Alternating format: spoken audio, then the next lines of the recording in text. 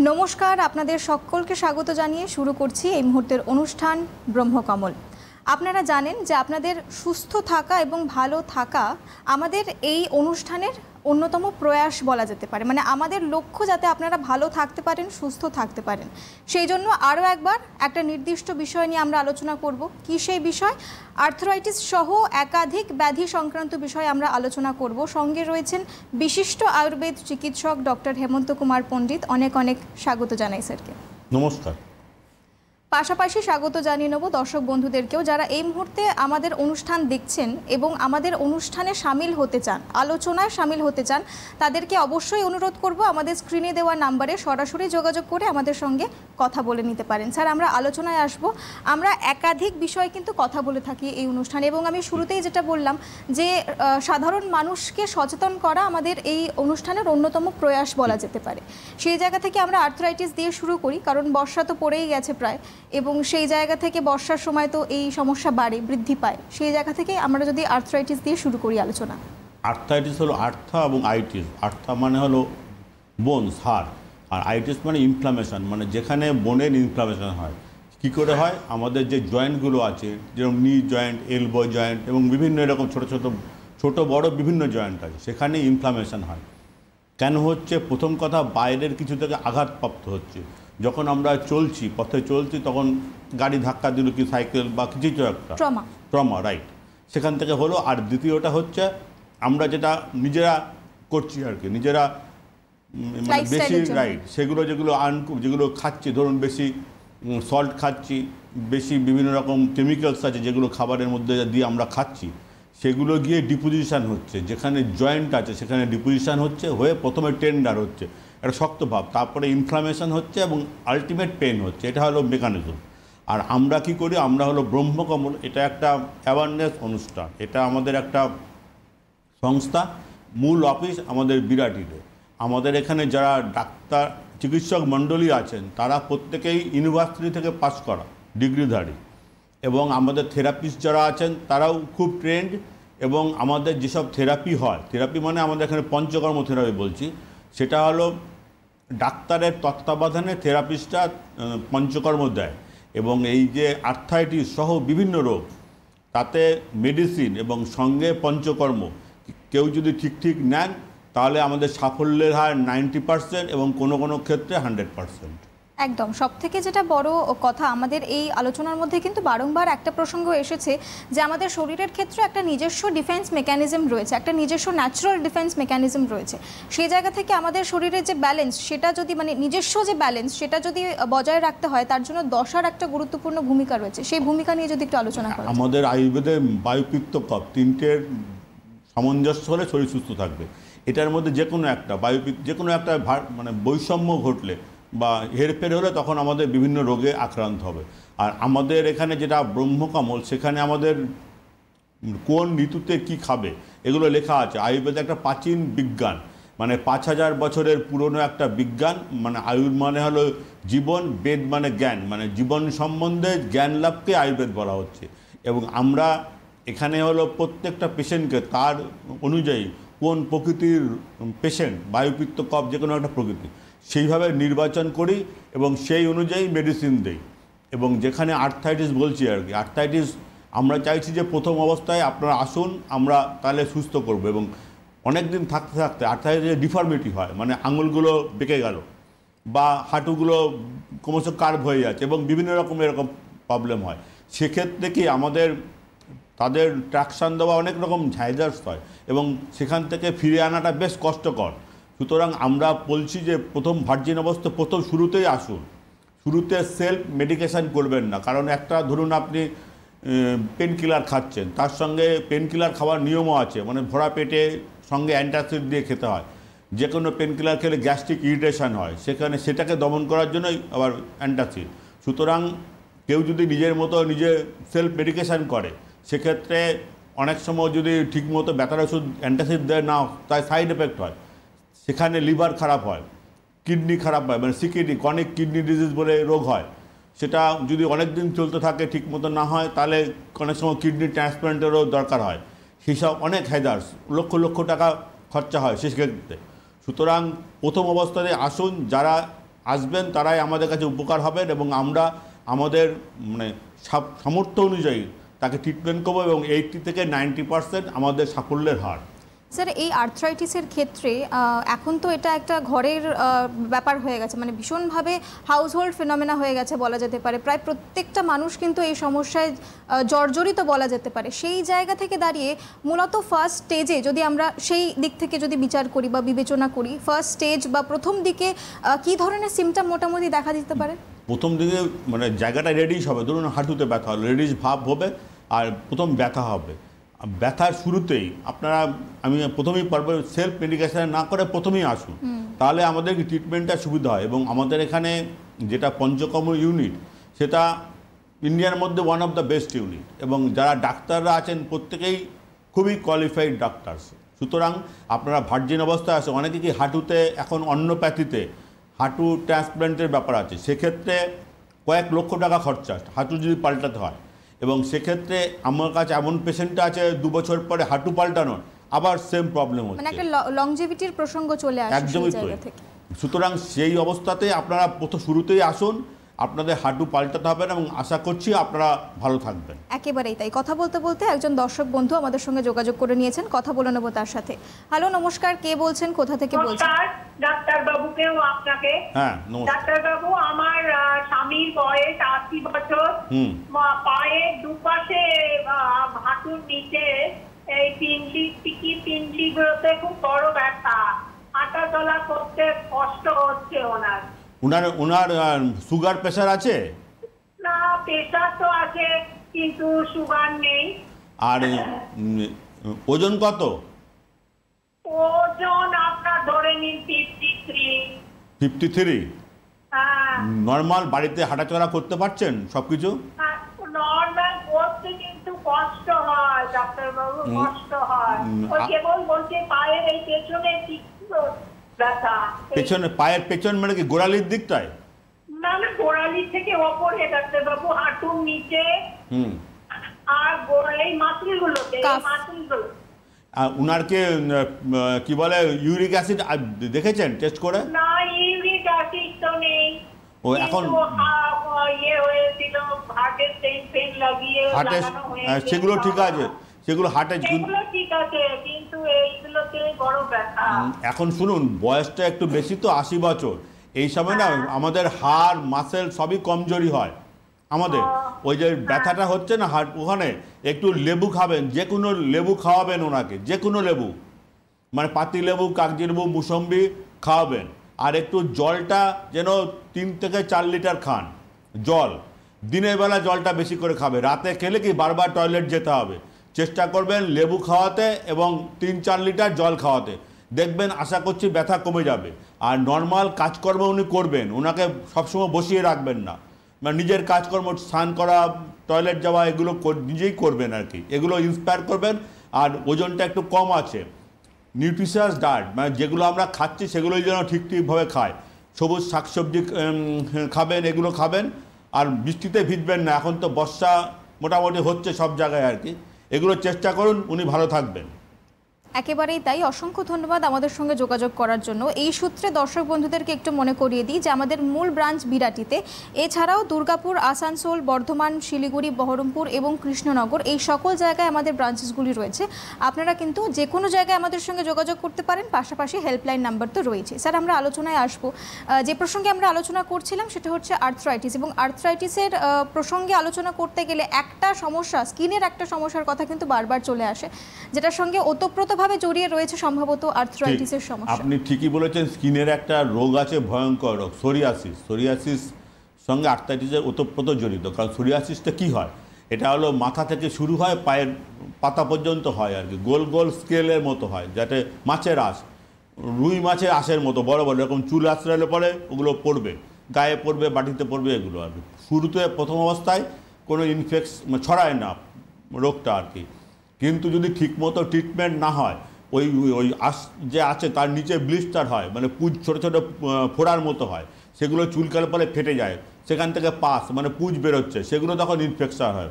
এবং এক্ষেত্রে দেখা গেছে যে বৈবাহিক জীবনের খুব সমস্যা হয়, এবং অফিসে চাকরি করতে গেলে, ধরুন আমার পাশে কেউ বসে আছে, তাকে দেখে একটা সবসময় তাকে এড়িয়ে চলা, দূরে ভাব, এর থেকে আরও রোগ বাড়ে, কারণ এটা হলো সাইকোসোমাটিক ডিজিজ। এবং যদি সোরিয়াসিস ঠিকমতো ট্রিটমেন্ট না হয় সেখান থেকে সোরিয়াটিক আর্থ্রাইটিস, সেটা আরও ভয়ঙ্কর। সেক্ষেত্রে তো এরকম স্কেলের মতো পুরো শরীরে হবে এবং ক্রমশ স্টিফ হয়ে যাবে, মানে একদম শক্ত পুতুলের মতো, যেমন কাঠের পুতুল। এবং ভেতরের দিকে লাংস, হার্ট সবগুলোই আস্তে আস্তে কলাপস হবে, হয়ে আলটিমেট মৃত্যু। সুতরাং যাদের সোরিয়াসিস হচ্ছে, মানে সেটা আয়ুর্বেদের খুব ভালো ট্রিটমেন্ট আছে। হোমিওপ্যাথিতে স্টেরয়েড দেওয়া হয়, কিন্তু স্টেরয়েড উইথড্র করলে আবার রেকারেন্ট, আবার ফিরে আসে, বারবার ফিরে আসে। আয়ুর্বেদে আছে আমাদের পঞ্চকর্ম এবং মেডিসিন, যদি ঠিকমতো কাউকে দেওয়া হয় তাদের মানে সম্পূর্ণ মুক্তি হয় এবং কোনো কোনো ক্ষেত্রে আর ফিরে আসার সম্ভাবনা থাকে না, এবং আমরা সেটাই এখানে করে থাকি। একদমই তাই। এবং সব থেকে বড় কথা যে আমরা সাধারণত দেখতে পাই এই বর্ষা সিজনে বিভিন্ন ধরনের রোগ, মানে স্কিন রিলেটেড রোগ কিন্তু অনেকটা বৃদ্ধি পায়। ফাঙ্গাল ইনফেকশন বলুন, একজিমা থেকে শুরু করে অ্যাকনে, মানে এটা কি আমাদের মানে সিজন চেঞ্জ হওয়ার কারণে হয়? বর্ষাকালে বাড়ে, কারণ বর্ষাকালে না জীবাণু, ব্যাকটেরিয়া, ভাইরাস সবই ছড়ায় আর কি। চারদিকে একটা স্যাঁতস্যাঁতে ওয়েদার এরকম হয় আর কি। আমরাও ভিজে যাই, ঠিকমতো হয়তো জামা প্যান্ট পাল্টাতে পারছি না। হাইজিনটা খুব একদম খুব গুরুত্বপূর্ণ। একদমই তাই। আমরা অবশ্যই আলোচনায় আসবো, কিন্তু তার আগে একজন দর্শক বন্ধু রয়েছেন, কথা বলে নেবো তার সাথে। হ্যালো, নমস্কার, কে বলছেন, কোথা থেকে বলছেন? হ্যালো, হ্যাঁ নমস্কার, বলুন। হ্যাঁ আমি পূর্ব বর্ধমানের ছোট বৈনান থেকে বলছি। ছোট বৈনান, বলুন।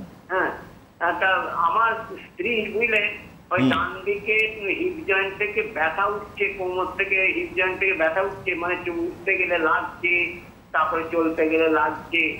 হ্যাঁ। আপনার স্ত্রীর বয়স কত? 52। ওজন কত? ওজন কত গো? ওই 54-55 বছর। সুগার প্রেশার আছে? সুগার বা প্রেশার? সুগার আছে? হ্যাঁ সুগার আছে? হ্যাঁ সুগার আছে। ওষুধ খান ঠিক মতো? হ্যাঁ সুগার দুবেলাই খায়। শুনুন, অনেক সময় এই যেটা হচ্ছে না, ডায়াবেটিক অনেক দিন সুগার থাকলে একটা ওই ব্যথা হয়, মানে নার্ভগুলো কমজোরি হয়, নার্ভ। সেক্ষেত্রে নার্ভের একরকম টেস্ট আছে, এনসিবি বলে টেস্ট আছে, সেই টেস্টটা করাতে হবে নার্ভ কোনো ক্ষতিগ্রস্ত হচ্ছে কিনা। আর বর্ধমান আপনি হলো, আমি যে গুলঞ্চ বলে একটা হার্বসের কথা বলি, মানে গাছ, ওটাকে রাতে ভিজাবেন, সকালে জল খাওয়াবেন।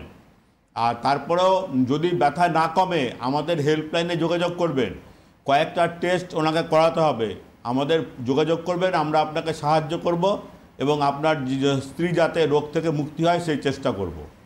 অসংখ্য ধন্যবাদ আমাদের সঙ্গে যোগাযোগ করার জন্য। স্যার, এই প্রসঙ্গে একটা প্রশ্ন না করলেই নয়, অনেকেই হয়তো এই সম্পর্কে জানেন না বা এই বিষয়টা নিয়ে খুব একটা সচেতন নন, যে দীর্ঘদিন ধরে যদি কেউ প্রেশার বা সুগারের এক ধরনের ওষুধ খান, সেটা বোধহয় চেঞ্জ করার একটা ব্যাপার থাকে। সেটা চেঞ্জ ডাক্তার নিজেরা করবেন না, কারণ লং পিরিয়ড প্রেশার বা সুগারের লং পিরিয়ড যারা প্রেশার ওষুধ খান তাদেরও সাইড এফেক্টে আর্থ্রাইটিস হতে পারে, ওষুধের সাইড এফেক্টে। সুতরাং সেক্ষেত্রে ডাক্তারের সঙ্গে পরামর্শ করুন যে আমি ডাক্তারবাবু এইটা 5 বছর ধরে খাচ্ছি, এখন কি করব, ঠিক আছে। আর দ্বিতীয় কথা, এখন বর্ষাকাল, এমনি সবাইকে একটু সাবধান সতর্কে চলতে হবে, কারণ জীবাণু বৃদ্ধি পাচ্ছে। আর আমাদের যেগুলো বলি আর কি, যদি গুরুপাক খাবার মানে অ্যানিম্যাল প্রোটিন সবসময় দিনের বেলা চেষ্টা করবেন খাবার, মাছ, মাংস, ডিম। যত রাত বাড়বে তখন সহজ পাচ্য খাবার, কারণ রাতের বেলা আমাদের সব অর্গানগুলো বিশ্রাম নেয়, তখন হজমেরও সমস্যা হতে পারে। সুতরাং সহজ পাচ্য খাবার সেগুলো খেতে হবে।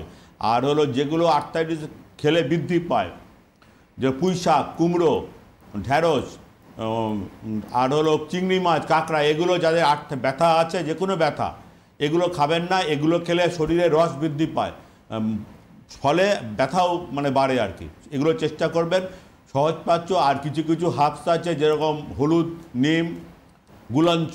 গুলঞ্চ হলো ওদের অ্যান্টি ব্যাকটেরিয়াল, অ্যান্টিভাইরাস সব প্রপার্টি আছে। এটা আর্থ্রাইটিসও খুব কাজ করে, এবং স্কিনের যে কোনো ইনফেকশন, স্কিন ডিজিজ, সেখানেও এই গুলঞ্চের একটা বিশাল রোল আছে। মাঝে মাঝে খাবেন হলুদ আর গুলঞ্চ অল্টারনেট ডেজ। একদমই তাই। কথা বলতে বলতে আরও একজন দর্শক বন্ধু যোগাযোগ করে নিয়েছেন, কথা বলে নেবো তার সাথে। হ্যালো, নমস্কার, কে বলছেন, কোথা থেকে বলছেন? হ্যালো, হ্যাঁ বলুন। হ্যাঁ আমি নয়ন জানা বলছি। অ্যাকচুয়ালি পেশেন্ট আমার হাজব্যান্ড। বলুন। হ্যাঁ, ওনার নাম সমীরণ জানা, ওনার বয়স 42। তো ওনার ঠিক লেফট অ্যান্ড রাইট হ্যান্ডেরই কনিষ্ঠ যে আঙুলটা বলছে ওইটা ঠিক নিচের পোর্শনে ফুলে যাচ্ছে। তো আমরা ডক্টর আমাদেরকে সাজেস্ট করলো ওনার নাকি ওইটা আর্থারাইটিসের সমস্যা হচ্ছে। মানে এখন কি খুব ব্যথা আছে?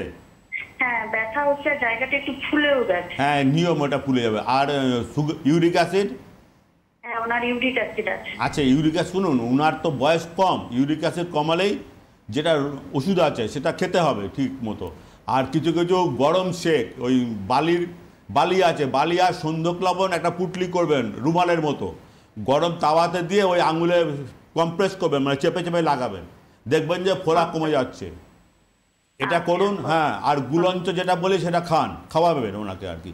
আর ইউরিক অ্যাসিডের মানে স্পেসিফিক ওষুধ খেতে হবে। ইউরিক অ্যাসিডের সাইড এফেক্টে ফুলে যায় আঙুল, যে কোনো গিট ফুলে যায়, ওটা আপনার ডাক্তারবাবুর সঙ্গে যোগাযোগ করুন। যদি না কমে তখন আমাদের সঙ্গে যোগাযোগ করবেন, আমরা আপনাকে সাহায্য করব এবং ব্যথা থেকে মুক্তি দেব। অসংখ্য ধন্যবাদ আমাদের সঙ্গে যোগাযোগ করার জন্য। এই সূত্রে আরও একবার আপনাদেরকে মনে করিয়ে দেবো যে আমাদের মূল ব্রাঞ্চ বিরাটিতে, এছাড়াও আমাদের যে সকল জায়গায় ব্রাঞ্চেসগুলি রয়েছে সেগুলি হলো দুর্গাপুর, আসানসোল, বর্ধমান, শিলিগুড়ি, বহরমপুর এবং কৃষ্ণনগর। কথা বলতে বলতে আরও একজন দর্শক বন্ধু আমাদের সঙ্গে যোগাযোগ করে নিয়েছেন, কথা বলে নেব তার সাথে। হ্যালো, নমস্কার, কে বলছেন, কোথা থেকে বলছেন? আমি বলি বর্ধমান থেকে। বলুন। আমার এই মানে হাঁটু ব্যথা, বাম হাতে একটু ব্যথা, বুঝলেন তো? কতদিন ধরে? কতদিন?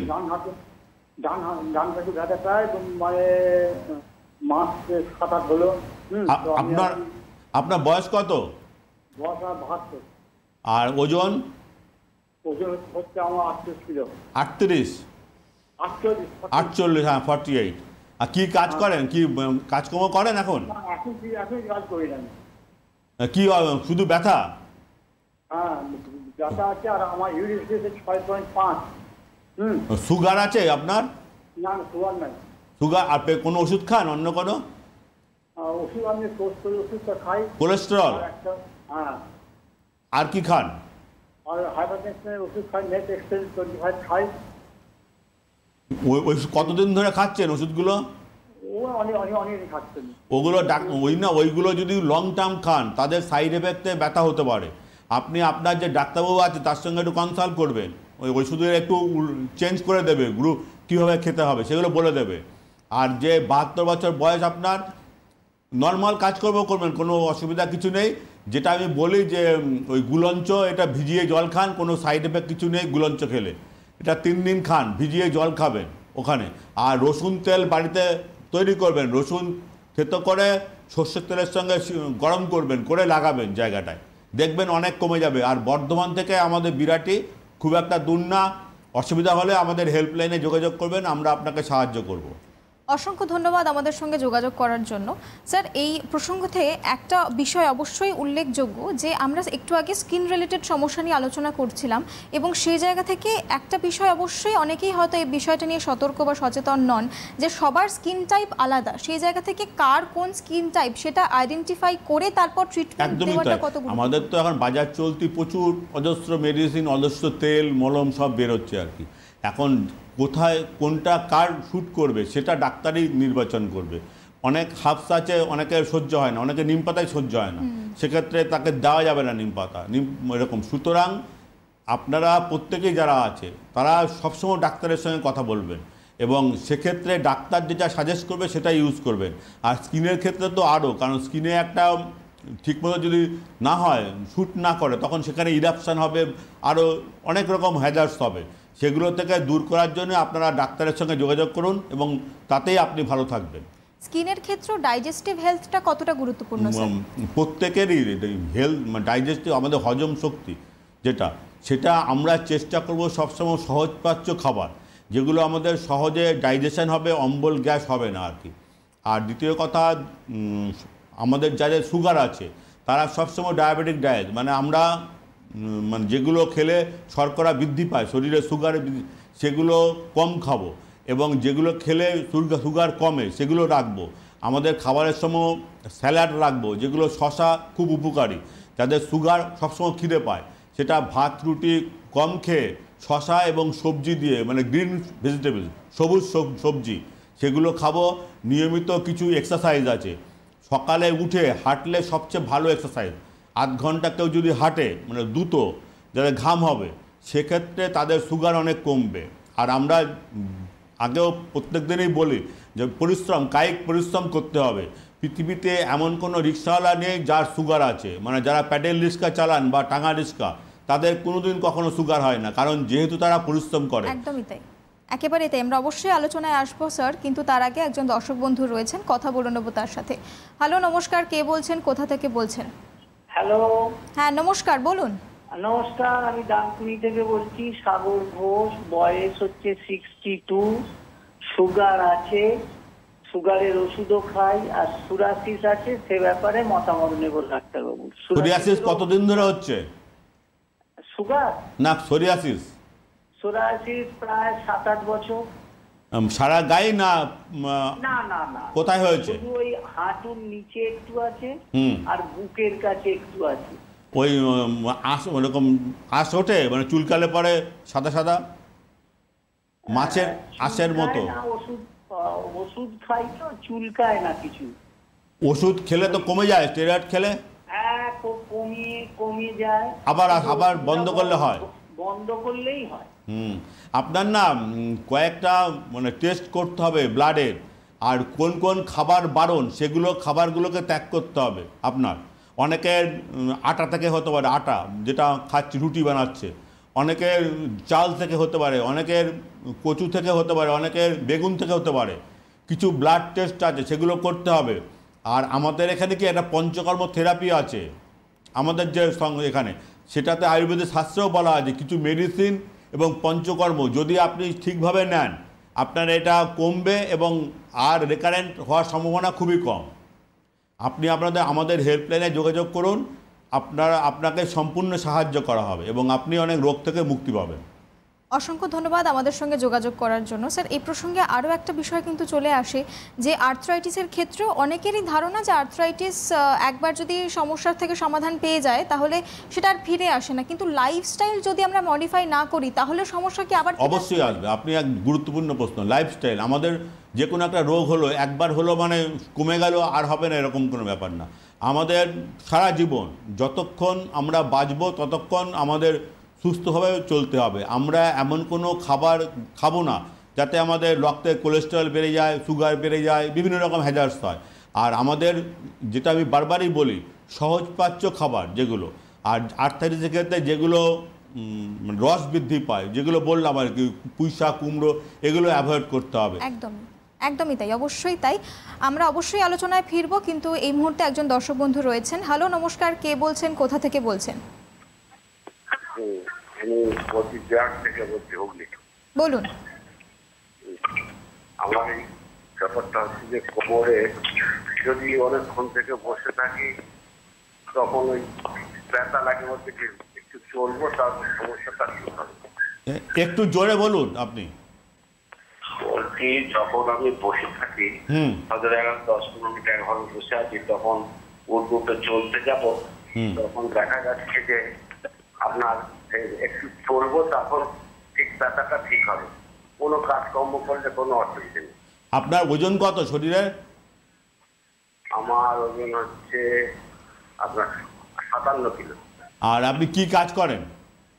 আমি মাঠে কাজ করি। প্রেশার আছে আপনার? না, প্রেশার সব ঠিক আছে।